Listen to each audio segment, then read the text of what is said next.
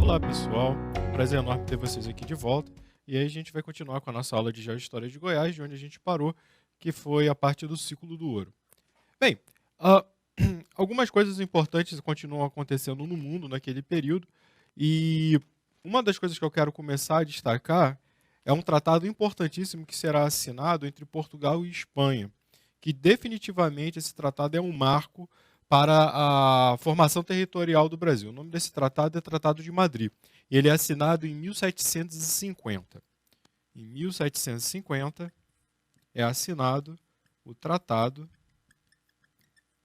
de Madrid entre Portugal e Espanha.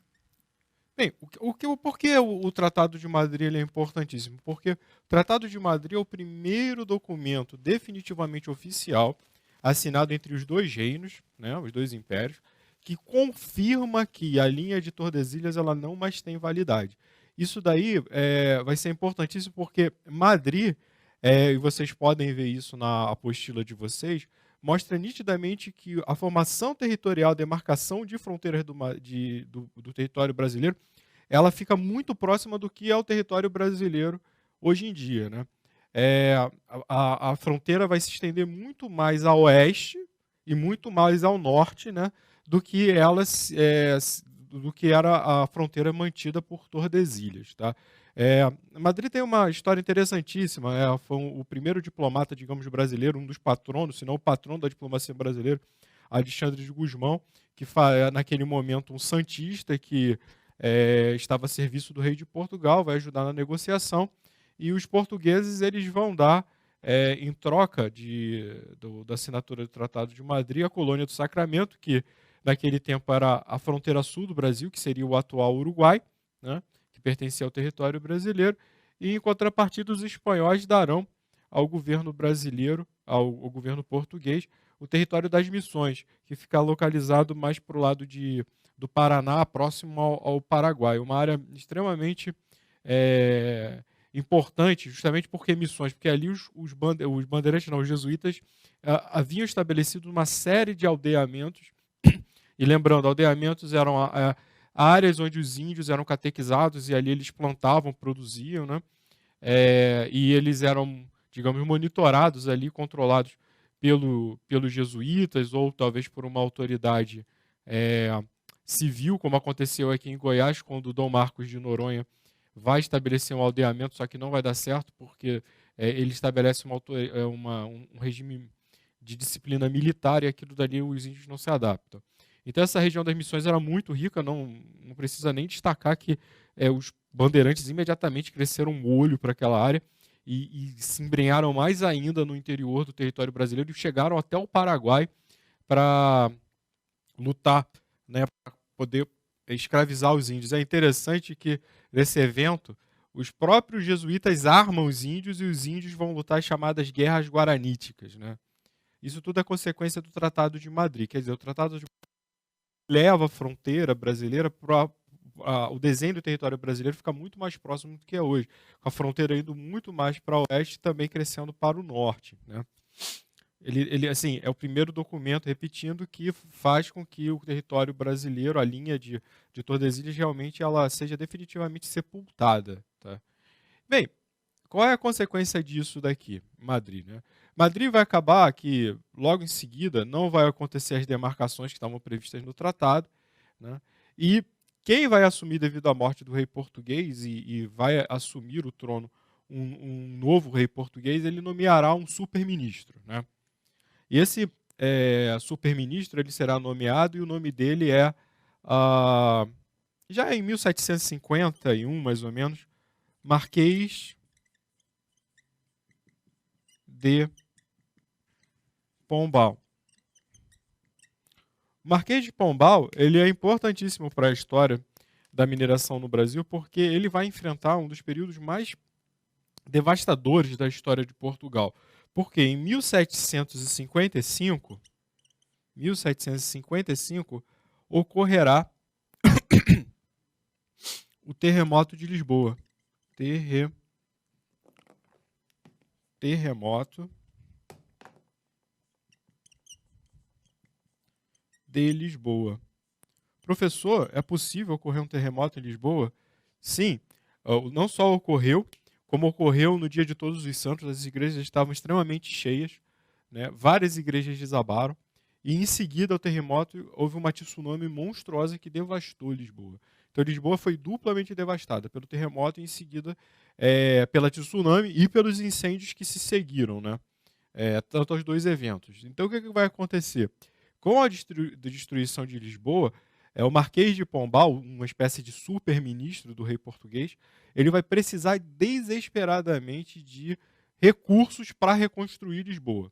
E aí eu pergunto a vocês, de onde ele retirará esses recursos? Esses recursos ele vai retirar justamente da mineração do Brasil, que estava ocorrendo tanto em Minas Gerais, no Mato Grosso, quanto em Goiás. Tá? E é por isso que a gente vai discutir agora o sistema de cobrança de impostos, né? que era extremamente cruel durante a colônia, extremamente cruel com os colonos, e isso vai gerar uma série de revoltas também. Né? Então, o que o terremoto de Lisboa ele vai, qual a consequência disso?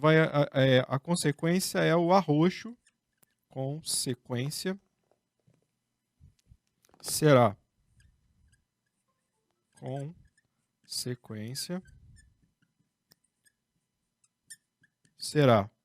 arroxo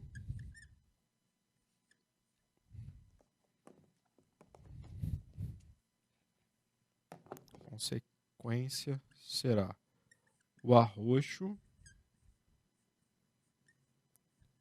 fiscal. O arroxo fiscal. E justamente quem vai financiar toda a reconstrução de Lisboa será justamente o ouro que vem do Brasil. Né? Bem, como é que se dava a cobrança, né, do ouro? Ela se dava muito em consequência do chamado imposto quinto. Né? A empresa cobrava o quinto. Tá? Qual era o imposto principal? Imposto era o quinto. Quinto quer dizer a quinta parte de tudo aquilo que foi extraído de uma lavra, tá? Por um determinado mineiro, no caso, os escravos deles, etc. Né?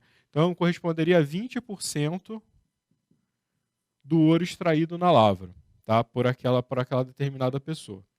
Para onde ia esse ouro? Né? O ouro ele era retirado nas pepitas, etc., ou o pó, e aí, no caso, ele ia para uma casa de fundição. O ouro total, o mineiro levava esse ouro para a casa de fundição.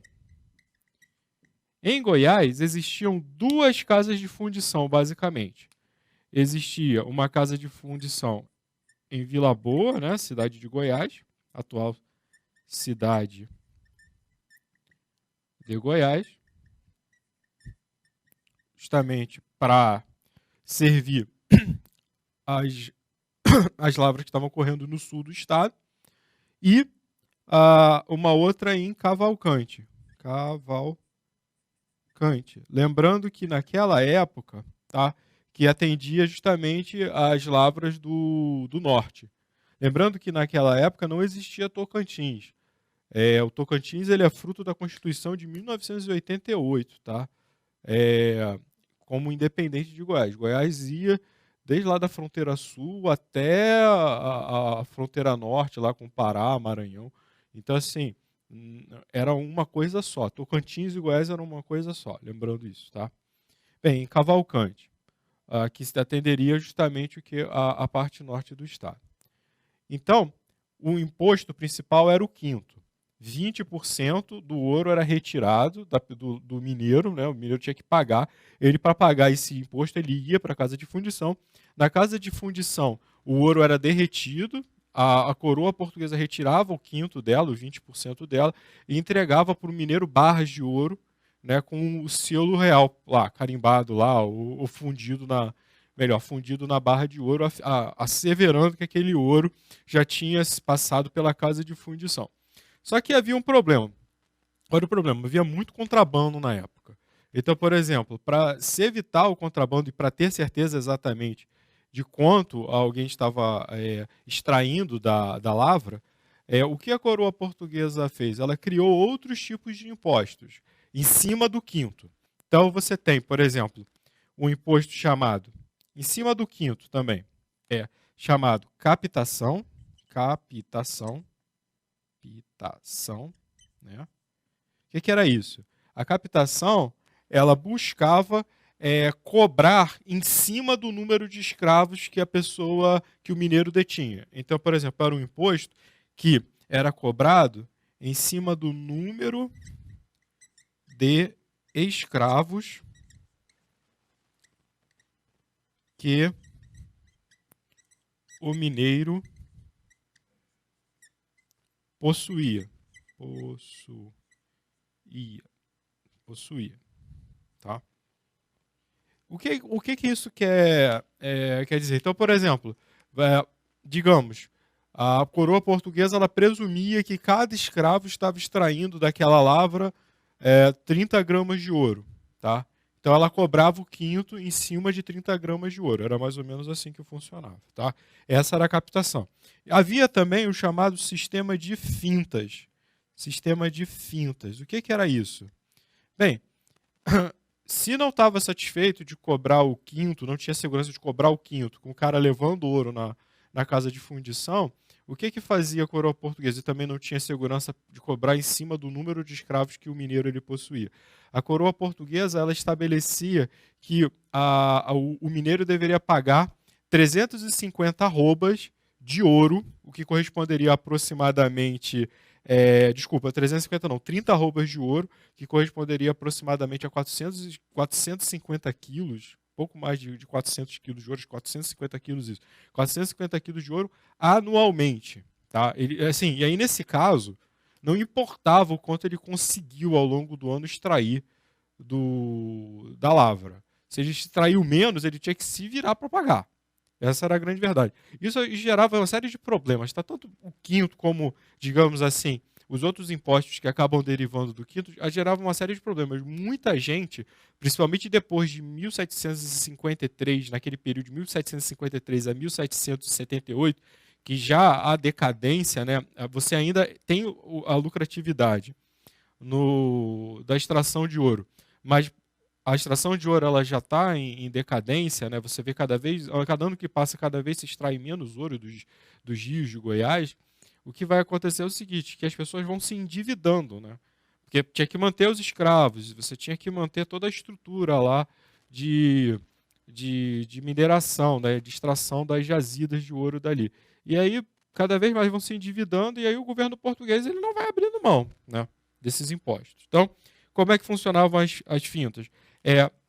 O mineiro ele deveria pagar a coroa, pagar a coroa 30 arrobas, né, de ouro, o que corresponde anualmente. Anualmente. Tá? Isso não importava o quanto ele conseguisse. Se ele conseguisse extrair as 30 arrobas, ótimo.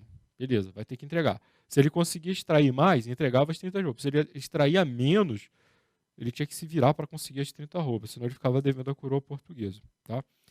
Isso daqui, com o terremoto de Lisboa, cada vez mais vai sendo cobrado com mais afinco por Portugal, com mais voracidade por Portugal, justamente porque Portugal tinha necessidade de bancar a reconstrução de Lisboa, devido à devastação provocada pelo terremoto, pelos incêndios e pela tsunami.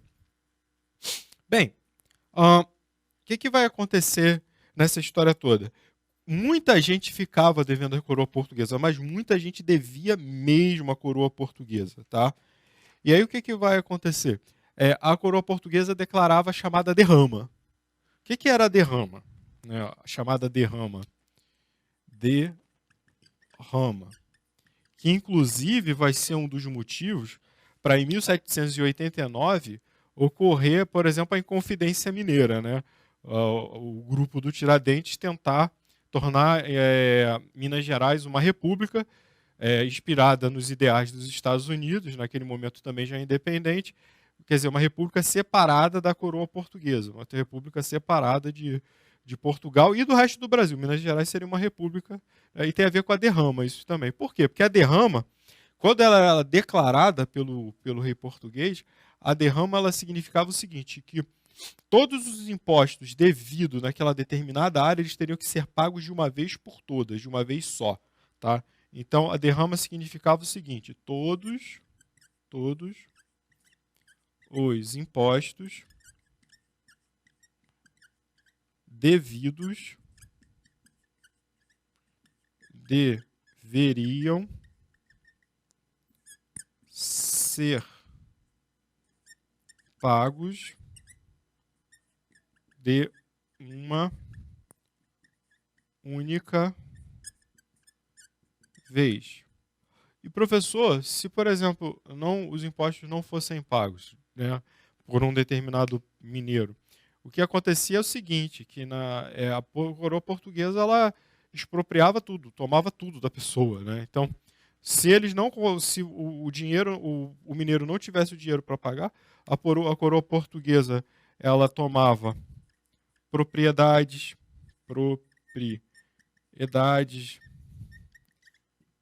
levava móveis,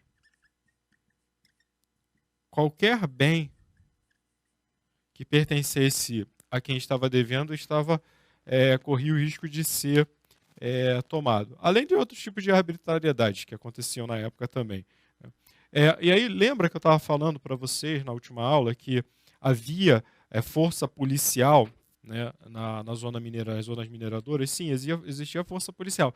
Mas essa força policial estava muito mais ali para garantir os direitos de cobrança de impostos da coroa portuguesa do que, por exemplo, prover segurança a quem estava ali trabalhando nas lavras. Tá? Essa era a lógica, era muito mais uma força repressiva para garantir uma questão de propriedade, de direito da coroa portuguesa, do que qualquer outra coisa. Tá?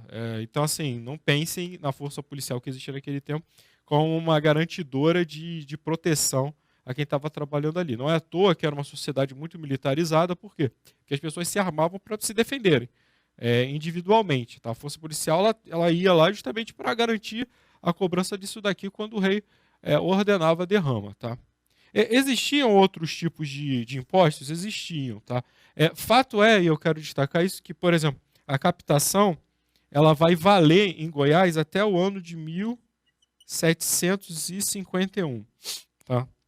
Nos outros casos, o quinto ele continuava sendo cobrado. Então, por exemplo, eu falei do perímetro também, né, da zona mineradora em Goiás. Se alguém quisesse sair desse perímetro com ouro, tinha que ir à casa de fundição, pagar o quinto, e a casa de fundição, através lá do carimbo, do selo real, garantia que aquele ouro poderia sair da área, senão era contrabando. E aí o contrabando era punido com uma série de punições, inclusive até prisão, tá? Entre outras coisas. Bem, existiam outros impostos na zona mineradora? Sim, existiam outros impostos. Então vem aqui, vamos acompanhar comigo que impostos eram esses. Tá?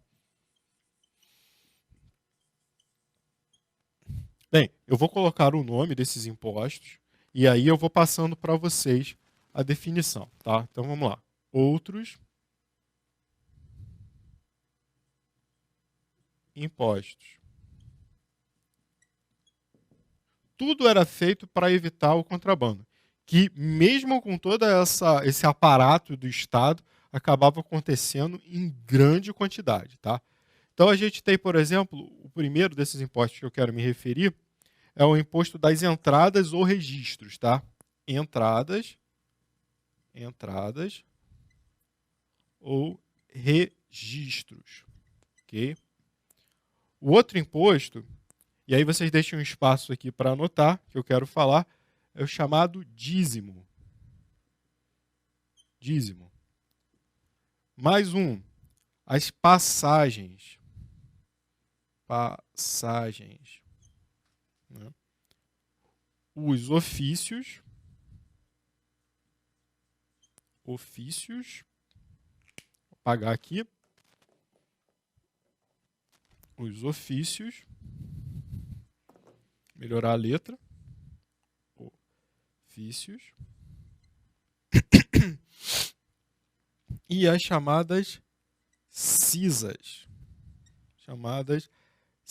Então, deixem um espaço na hora que estiverem copiando isso daqui para vocês anotarem agora as definições, tá? Então, o que eram os registros? Eram postos de fronteira na região mineradora, tá? Os registros eram postos de fronteira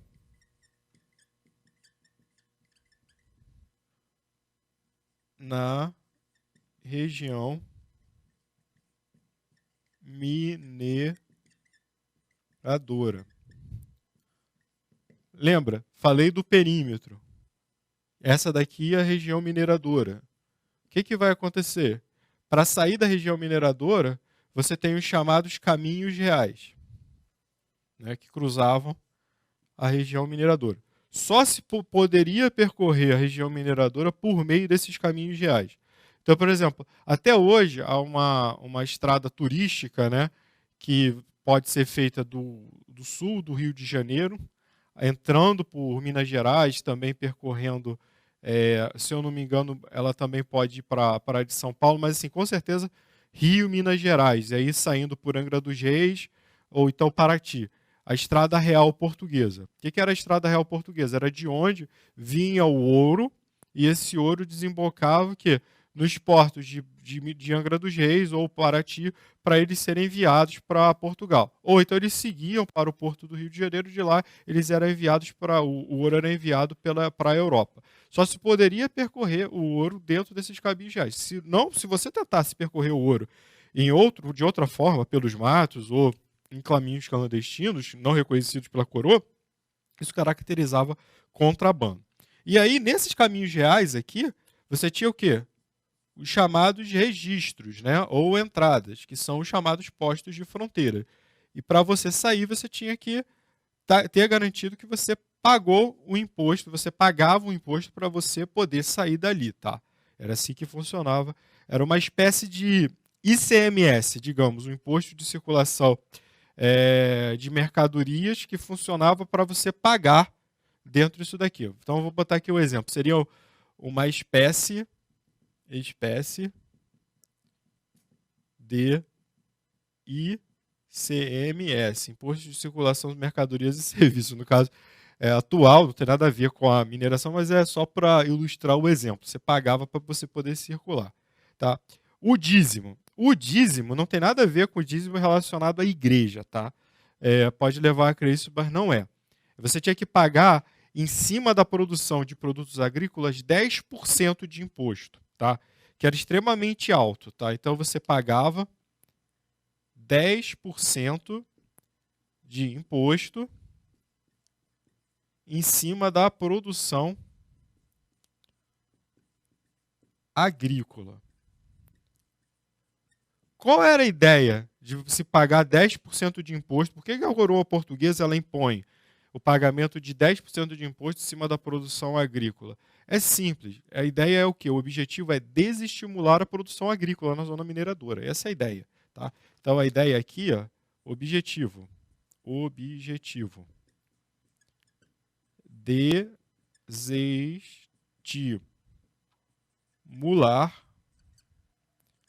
a produção agrícola. Essa é a ideia. Desestimular a produção agrícola.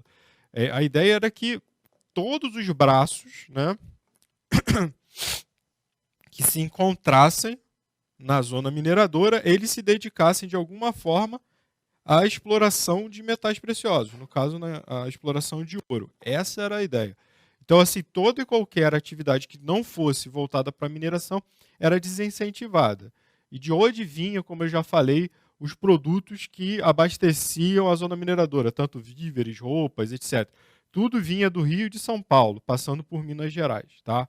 Mas, assim, ia direto para Goiás, justamente para poder abastecer essas áreas. E os preços eram absurdamente altos. Inclusive, como eu destaquei, não era incomum você ter fome na região. Então, pessoas pagavam quilos de ouro para ter acesso a um saco de arroz ou de feijão. Tá? Isso não é nenhum mistério. Tá? Bem, as passagens. Tá? As passagens elas eram impostos que eram cobrados em cima da circulação de pessoas em rios, tá? Da região. Lembrando que Tocantins, o Araguaia, eles eram fechados à navegação, só se poderia circular nesses rios com autorização da coroa portuguesa. Se fosse alguém pego circulando nesses rios sem autorização da coroa portuguesa, mais uma vez, estava sujeito a punição se fosse encontrado ouro, então com a pessoa, pronto, a pessoa estava roubada. Tá? Isso que era acontecia. Isso tudo para se evitar o contrabando. Então, quando a coroa portuguesa autorizava, ela cobrava um imposto em cima da circulação de pessoas nesses rios. Era assim que funcionava. Tá? Ofícios. Ofícios eram impostos cobrados em cima de quem? Em cima dos funcionários da coroa, tá? Era um imposto, digamos assim, debitado em folha, tá? Era assim mais ou menos que funcionava. Quando o funcionário ele ia receber o salário dele, o que acontecia? A coroa portuguesa ela retirava uma determinada quantidade, tá? Daquele valor, ou uma espécie de, melhor assim, de imposto de renda, que era feito dessa forma. A coroa portuguesa ela pagava o salário e tirava o quinhão dela em cima daquele salário. Daquela época, em Goiás, apesar de todo o aparato montado para garantir o não contrabando, se você pegar o todo, eram poucos funcionários, tá? Há momentos em que você tem 100 funcionários, um pouco mais funcionários da coroa portuguesa atuando. Então, assim, isso mostra a precariedade de serviços, etc., que eram colocados, né, em Goiás naquele momento. Não eram muitos funcionários. Isso está destacado, inclusive, no livro História de Goiás. Tá? Bem, e as cisas? O que seriam as cisas? Tá? As cisas eram um imposto que incidia sobre o comércio de escravos. Então, cisas, né, imposto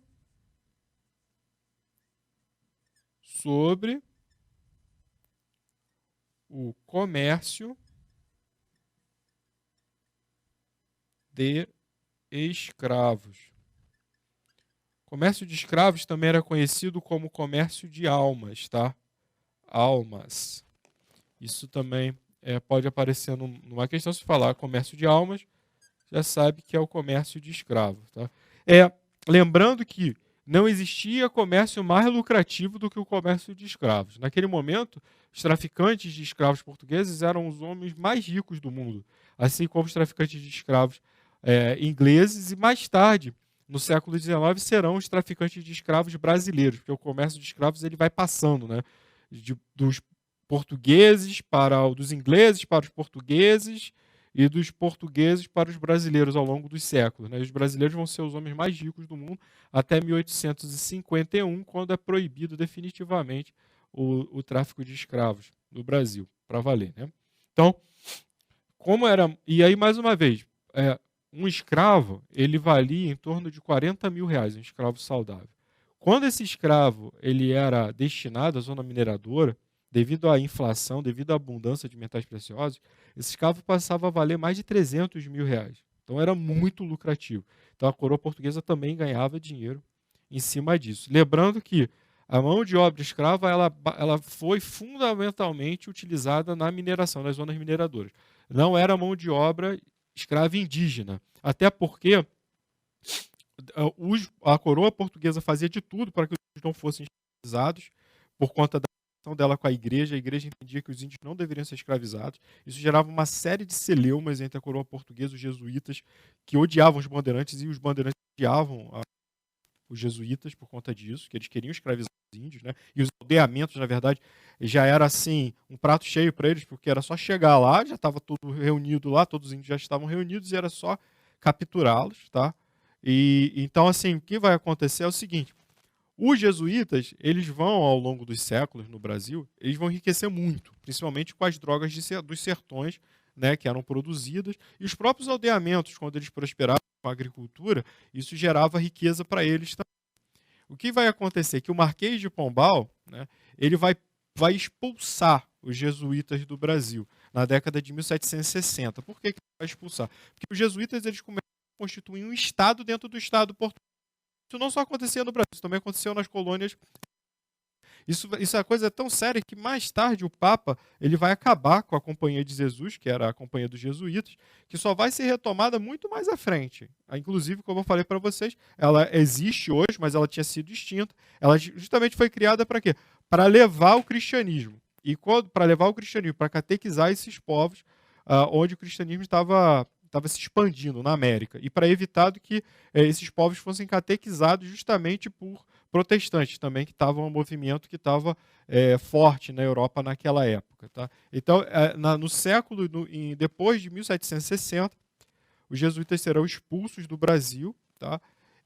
Uma outra coisa também interessante, o Marquês de Pombal ele vai proibir que a língua franca, que é a língua falada pelos bandeirantes e que era a língua fundamentalmente falada no Brasil, inclusive nas zonas mineradoras, fosse proibida. Ele vai proibir essa língua e o português ele vai ser obrigatório. Quem falar a língua franca está correndo o risco de ser preso.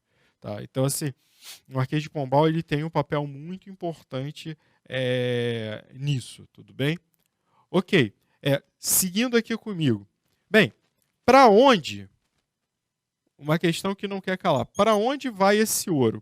O ouro fica em Goiás? Não, o ouro não fica em Goiás. O ouro fica no Brasil? Muito pouco fica no Brasil. O que fica no Brasil, basicamente, encontra-se ainda hoje em igrejas, né? Mas muito pouco. A grande quantidade de ouro de Goiás, Mato Grosso e Minas Gerais, ele acaba parando em 3 lugares diferentes. Tá? Bem, primeiro lugar que ele vai parar, vamos botar aqui então, destino do ouro. Destinos do ouro. Tá? Bem, primeiro lugar que ele vai parar é naturalmente em Portugal. Boa parte do ouro brasileiro para em Portugal. E boa parte desse ouro vai financiar o quê? Financiar reconstrução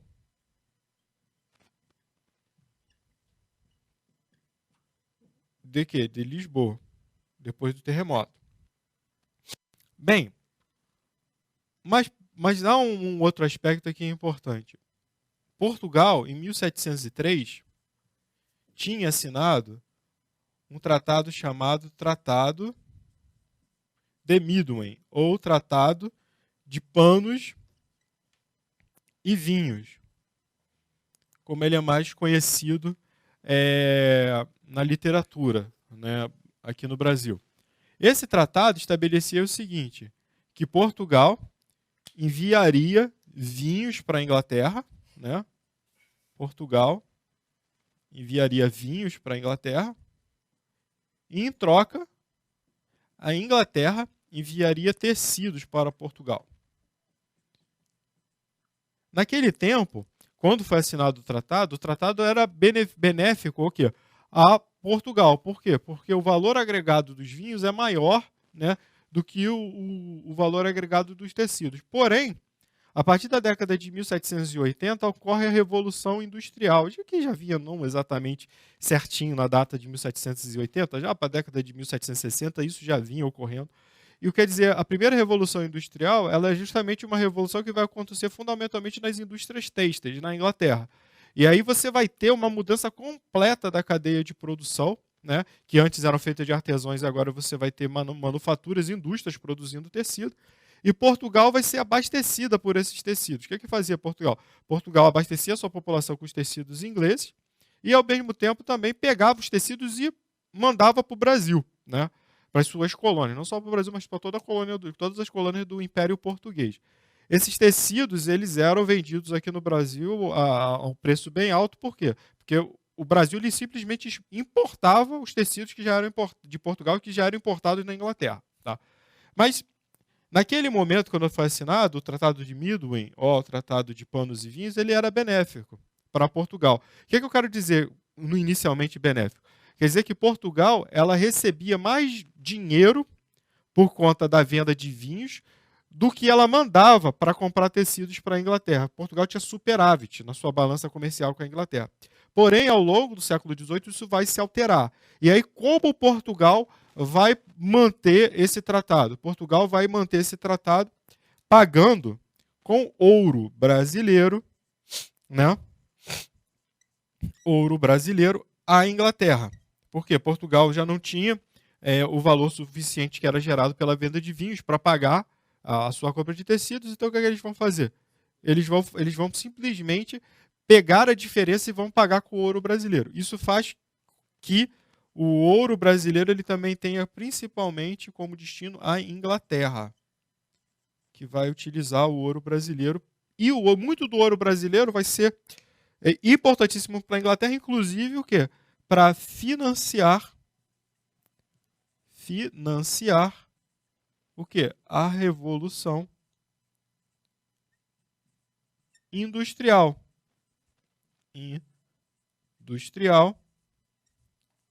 Por meio do quê? Da acumulação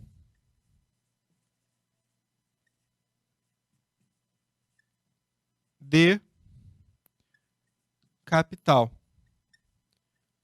O ouro brasileiro ele gerou tanta fortuna na Inglaterra que o excedente vai ser utilizado para financiar a indústria, né? Para gerar riqueza, o que vai mudar totalmente o perfil da economia mundial. Por quê? Porque a partir da Revolução Industrial cai de uma vez por todas, a partir de 1763, com a publicação do livro A Riqueza das Nações de Adam Smith, aquela ideia de mercantilismo, que é toda baseada justamente na exploração irracional de ouro. Quero dizer assim, exploração irracional é o seguinte, que o fato de você acumular ouro por acumular e ter uma inflação enorme quer dizer que você é rico. O que vai mostrar, e aí o liberalismo que vai ser o novo paradigma, que vai ditar as ordens da economia mundial de 1763 até 1929, quando há a quebra da Bolsa de Valores, que o que gera riqueza, na verdade, é o comércio e não simplesmente o acúmulo de ouro. Porém, Portugal e Espanha ainda vão continuar nessa de acúmulo de ouro durante muito e muito tempo. Não é à toa que durante muito tempo Portugal e Espanha vão ser o quê? Até no século XX, os países menos desenvolvidos da Europa Ocidental. Veja só que curiosidade, né? Bem, e qual é o terceiro destino do ouro brasileiro? Vem cá, acompanha aqui comigo. Terceiro destino do ouro brasileiro. Vocês já escutaram falar da expressão Santo do Pau Oco? Então, boa parte da expressão Santo do Pau Oco, ela tem origem no contrabando de ouro que ia para Portugal. Eu vou parar aqui, mas a gente volta logo, logo, e não se esqueça, aqui é diferencial, e eu retomo do tópico que eu acabei de falar para vocês. Até já!